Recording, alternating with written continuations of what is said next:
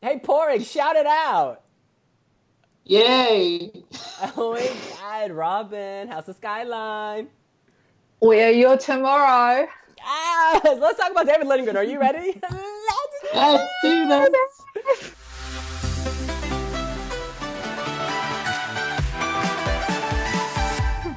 Amazing. The neighbors think I'm crazy. From 4th place at Melodifestivalen to 8th place at Melodifestivalen to 11th place at Melodifestivalen to co-hosting Melodifestivalen to hosting Melodifestivalen solo. Yes, David Lindgren is finally having his moment in the sun. Just one, just him hosting next year's contest. You guys, I think it's a really good choice.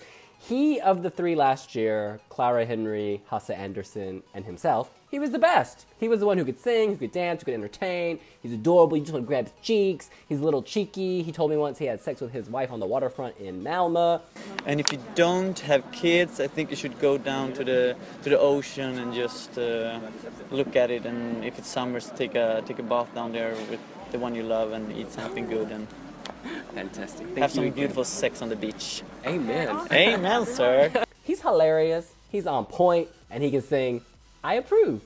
I think it's good from the point of view that he can't compete because he's kind of the act that I sort of love to hate. Like, I was kind of celebrating inside when he came last, even though it's kind of bad. Or he come last, he came second from last. Like, because he's kind of like a puppy because he's really adorable and cute and sweet and nice and all this kind of thing. But that's kind of what bugs me the most about him.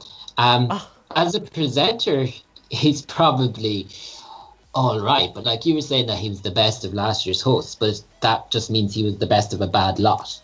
He's no Petra, he's no Gina Dirawi. Oh, she was good. I've been won over to him. A few weeks ago, I was definitely like, didn't really like his songs, and I wasn't really fussed by him presenting last year. But the weird thing was, when I was editing our post announcing that he'd got the host gig, I was listening to the press conference at the same time I was working on the post, so I could hear him being interviewed in Swedish, and I was thinking, he comes across quite well in Swedish, even though I can't really understand it. And then I went back and I watched a few of his old videos, the big Melfest medley he did last year. I watched some of his Melfest acts, and he can sing, he can dance, he can host, he can do comedy.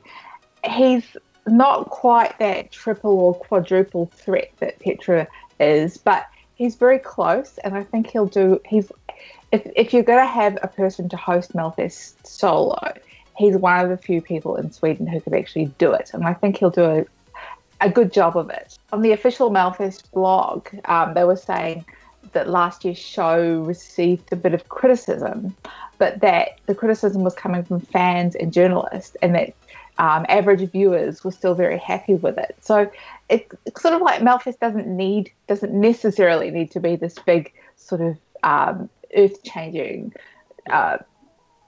show every year. Sometimes it can just be a bit of fun entertainment. But will he be that guy next year, or will he, do something edgy? But then there's also the thing that allegedly him being solo wasn't the first choice of SVT, that Krister had someone else picked and that it was vetoed, or there was some controversy or whatever. And then there seemed to be kind of suggestion that they were scrambling to find someone else to replace this mystery co-host, and then it would look like they couldn't find anyone, or they were just like, let's go with David. So then that kind of leaves you wondering, do SVT have faith in David themselves, that initially their plan was to have someone else with him, not to give him the whole thing on his own. Like, he's probably a strong enough presenter to do a credible job. Like, it's not as if we're going to get a repeat of Melodifestivalen in 2014 and we had those two hopeless cases presenting. Don't even remember their names. Well, wee reader Charles, he is a little negative on this one. He says, quote, "Wonderful, another Melodifestivalen boring hosting by a clown who thinks he's the new Danny Saucedo with the looks of some Scott Disick, trying way too hard to be charismatic and fun, but failing completely. The good thing is that the music is the center point of it and not him."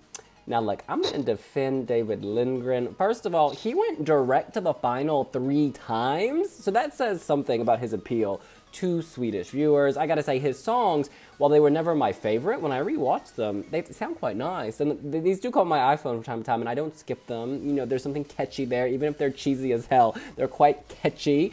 And we gotta say, last year he showed us his dad bod. That takes balls, which we did not see, but there is always 2018. And then, of course, he licked Robin Bingson's face, which, again, very bold. And I applaud him for doing that.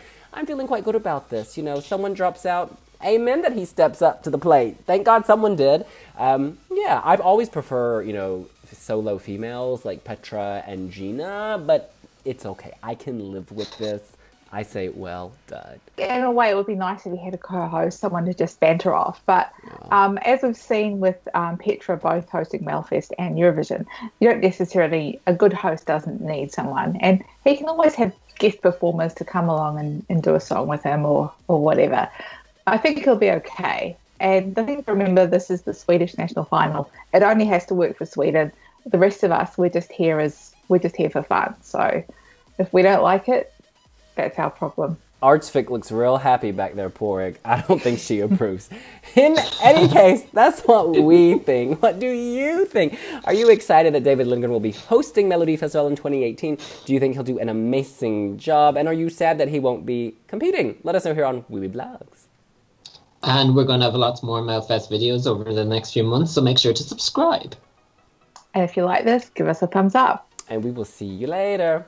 Bye. Bye. Bye.